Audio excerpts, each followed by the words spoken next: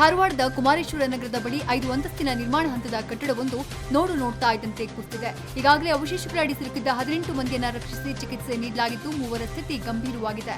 ಇನ್ನು ಹಲವಾರು ಮಂದಿ ಸಿಲುಕಿರುವಂತಹ ಶಂಕೆ ವ್ಯಕ್ತವಾಗಿದ್ದು ಅಗ್ನಿಶಾಮಕ ಸಿಬ್ಬಂದಿ ರಕ್ಷಣಾ ಕಾರ್ಯಾಚರಣೆ ಮುಂದುವರೆಸಿದ್ದಾರೆ.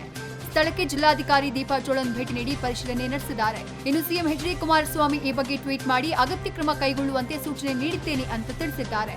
ಕಟ್ಟಡದಲ್ಲಿ 15 ಮಳಿಗೆಗಳು ಕಾರ್ಯನಿರ್ವಹಿಸುತ್ತಾ ಇದ್ದು ಕಟ್ಟಡದ 4 ಜನ ಪಾಲುದಾರರಲ್ಲಿ ಮಾಜಿ ಸಚಿವ ವಿನಯ್ ಕುಲಕರ್ಣಿ ಅವರ ಸಂಬಂಧಿಕರು ಕೂಡ ಒಬ್ಬರು ಅಂತ ಹೇಳಲಾಗ್ತಿದೆ. ಲೋಕಸಭಾ ಚುನಾವಣೆ ಹಿನ್ನೆಲೆಯಲ್ಲಿ ಬೆಂಗಳೂರಿನ ಖಾಸಗಿ ಹೋಟೆಲ್ನಲ್ಲಿ ಕಾಂಗ್ರೆಸ್ ಜೆಡಿಎಸ್ ದೋಸ್ತಿ ನಾಯಕರು ಜಂಟಿ ಸುದ್ದಿಗೋಷ್ಠಿ ನಡೆಸಿದರು.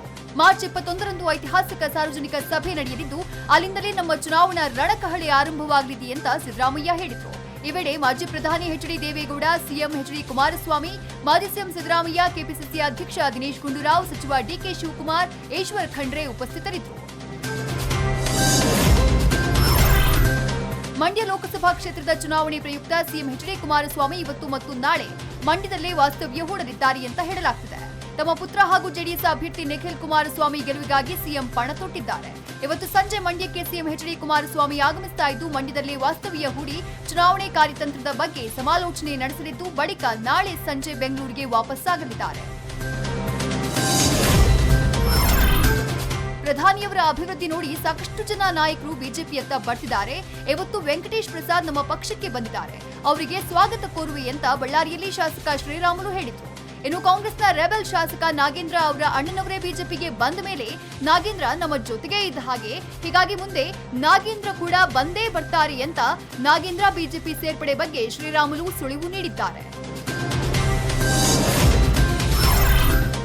ಚುನಾವಣೆ ನೀತಿ ಸಂಹಿತೆ ಉಲ್ಲಂಘನೆ ಮಾಡಿದ ಹಿನ್ನೆಲೆಯಲ್ಲಿ ಬಿಜೆಪಿ ಚಿಹ್ನೆ ಹೊಂದಿದ್ದ ಕಾರನ್ನ ಫ್ಲೈಯಿಂಗ್ ಸ್ಕ್ವಾಡ್ ಅಧಿಕಾರಿಗಳು ವಶಕ್ಕೆ ಪಡೆದಿದ್ದಾರೆ. ಈ ಘಟನೆ ರಾಯಚೂರಿನ 7 ಮೈಲ್ನಲ್ಲಿ ನಡೆದಿದ್ದು ಬಿಜೆಪಿ ಮಹಿಳಾ ಘಟಕದ ಶರಣಮ್ಮ ಕಾಮರೆಡ್ಡಿ ತೆರಳುತ್ತಾ ಇದ್ದ ಕಾರ್ನಲ್ಲಿ ಯಾವುದೇ ಅನುಮತಿ ಇಲ್ಲದೆ ಬಿಜೆಪಿ ಚಿಹ್ನೆಯ ಬ್ಯಾಡ್ಜ್ ಬಳಸಿದ್ದಕ್ಕೆ ಕಾರನ್ನ ಜಪ್ತಿ ಮಾಡಲಾಗಿದೆ. ಈ ವೇಳೆ ಕಾರ್ನಲ್ಲಿದ್ದ ಬಿಜೆಪಿ ಪಕ್ಷದ ಚಿಹ್ನೆ ಹೊಂದಿರುವ ಬ್ಯಾಡ್ಜ್ಗಳನ್ನು ವಶಕ್ಕೆ ಪಡೆಯಲಾಗಿದ್ದು ಶರಣಮ್ಮರನ್ನ ತನಿಖಾಧಿಕಾರಿಗಳು ವಿಚಾರಣೆ ನಡೆಸಿದ್ದಾರೆ.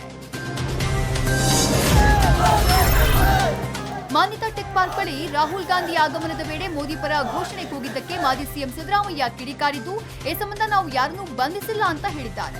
ಬಿಜೆಪಿ ಆರ್ಎಸ್ಎಸ್ನ ಕೆಲವರ ಮಧ್ಯಪ್ರವೇಶ ಮಾಡಿ ಪ್ರಚೋದನೆ ಮಾಡಿದ್ದಾರೆ. ಆದ್ರೆ ಮೋದಿ ಬಂದಾಗ ನಾವು ಹಾಗೆ ಮಾಡೋಕೆ ಆಗುತ್ತಾ? ಪ್ರತಿಪಕ್ಷದವರು ಇಂಥದ್ದನ್ನೇ ಮಾಡ್ತಾರೆ, ಅವರಿಗೆ ನಾಚಿಕೆಯಾಗಬೇಕು ಅಂತ ಗುಡುಗಿದ್ದಾರೆ. ಚುನಾವಣಾ ನೀತಿ ಸಂಹಿತೆ ಉಲ್ಲಂಘನೆ ಮಾಡಿದ ಆರೋಪದ ಮೇಲೆ ಕೇಂದ್ರ ಸಚಿವ ಜಯಂತ್ ಸಿನ್ಹಾ ವಿರುದ್ಧ ಎಫ್ಐಆರ್ ದಾಖಲಾಗಿದೆ. ರಾಂಚಿಯ ಐಐಎಂನಲ್ಲಿ ನಡೆದ ಘಟಿಕೋತ್ಸವದಲ್ಲಿ ಮತಯಾಚನೆ ಮಾಡುವ ರೀತಿಯಲ್ಲಿ ಜಯಂತ್ ಸಿನ್ಹಾ ಭಾಷಣ ಮಾಡಿದ್ದಾರೆ. ಹೀಗಾಗಿ ಸಚಿವರು ಮತಯಾಚನೆ ಮಾಡಿ ನೀತಿ ಸಂಹಿತೆ ಉಲ್ಲಂಘನೆ ಮಾಡಿದ್ದಾರೆ ಅಂತ ಆರೋಪಿಸಿ ದೂರು ನೀಡಿದ್ದು ಕೇಲ್ಗಾನ್ ಪೊಲೀಸ್ ಠಾಣೆಯಲ್ಲಿ ಎಫ್ಐಆರ್ ದಾಖಲಾಗಿದೆ. ಟಾಲಿವುಡ್ನ ಖ್ಯಾತ ನಟ ಹಾಗೂ ಜನಸೇನಾ ಪಾರ್ಟಿ ಮುಖ್ಯಸ್ಥ ಪವನ್ ಕಲ್ಯಾಣ್ ಈ ಬಾರಿಯ ಲೋಕಸಭಾ ಚುನಾವಣೆಯಲ್ಲಿ 2 ಕ್ಷೇತ್ರಗಳಿಂದ ಸ್ಪರ್ಧಿಸಲಿದ್ದಾರೆ. ಅದರಂತೆ ಆಂಧ್ರಪ್ರದೇಶದ ಭೀಮಾವರಂ ಹಾಗೂ ಗಾಜುವಾಕ ಲೋಕಸಭಾ ಕ್ಷೇತ್ರಗಳಿಂದ ಜನಸೇನಾ ಪಾರ್ಟಿಯ ಅಭ್ಯರ್ಥಿಯಾಗಿ ಪವನ್ ಕಲ್ಯಾಣ್ ಸ್ಪರ್ಧೆ ಮಾಡಲಿದ್ದಾರೆ ಅಂತ ಹೇಳಲಾಗ್ತಿದೆ. ಸಂತೋಷ್ ಆನಂದರಾಮ್ ಹಾಗೂ power star Puneeth Rajkumar combination ನಲ್ಲಿ ಮೂಡಿಬರ್ತಾ ಇರೋ ಸಿನಿಮಾ ಯುವರತ್ನ. ಚಿತ್ರತಂಡಕ್ಕೆ ಬಾಲಿವುಡ್ ನಟಿ ಸಾಯಿಷಾ ಸೈಗಲ್ ಹಾಗೂ ಬೋಮನ್ ಇರಾನಿ ಎಂಟ್ರಿ ಕೊಟ್ಟು ಅಚ್ಚರಿ ಮೂಡಿಸಿದ್ರು. ಇದೀಗ ಮತ್ತೋರ್ವ ಖ್ಯಾತ ನಟಿ ರಾಧಿಕಾ ಶರತ್ ಕುಮಾರ್ ಯುವರತ್ನ ಟೀಮ್ ಸೇರ್ಕೊಂಡಿದ್ದಾರೆ. ಇನ್ನು ಯುವರತ್ನ ಸಿನಿಮಾದಲ್ಲಿ ರಾಧಿಕಾ ಶರತ್ ಕುಮಾರ್ ಪೋಷಕ ಪಾತ್ರವೊಂದರಲ್ಲಿ ಕಾಣಿಸಿಕೊಂಡು ಕಮಾಲ್ ಮಾಡಲಿದ್ದಾರೆ. ವೆಂಕಟಕವಿ ಯೋಗರಾಜ್ ಭಟ್ ನಿರ್ದೇಶನದ ಬಹುನಿರೀಕ್ಷಿತ ಪಂಚತಂತ್ರ ಸಿನಿಮಾದ ಟ್ರೇಲರ್ನ ರಾಕಿಂಗ್ ಸ್ಟಾರ್ ಯಶ್ ರಿಲೀಸ್ ಮಾಡಿದ್ದಾರೆ. ಆ ಬಳಿಕ ಮಾತನಾಡಿದ ಯಶ್, ಯೋಗರಾಜ್ ಭಟ್ರು ಒಬ್ಬ ಸಾಧಕರು, ಅವರ ಜೊತೆಯಲ್ಲಿ ಚರ್ಚೆ ಮಾಡುವುದು ಒಂಥರ ಶ್ರೀಗಂಧದ ಜೊತೆ ಗುದ್ದಾಟ ಇದ್ದ ಹಾಗೆ ಇರುತ್ತೆ. ಅಂತಹ ಮೇಧಾವಿಗಳಿಂದ ಕಲಿಯೋದು ತುಂಬಾನೇ ಇದೆ ಅಂತ ಚಿತ್ರ ಹಾಗೂ ಚಿತ್ರತಂಡದ ಬಗ್ಗೆ ಮೆಚ್ಚುಗೆ ವ್ಯಕ್ತಪಡಿಸಿದರು. ಸದ್ಯ ಈ ಚಿತ್ರ ಮಾರ್ಚ್ 29ಕ್ಕೆ ತೆರೆ ಕಾಣಲಿದ್ದು ಒಳ್ಳೆಯ ಯಶಸ್ಸು ಸಿಗಲಿ ಅಂತ ಹಾರೈಸಿದರು.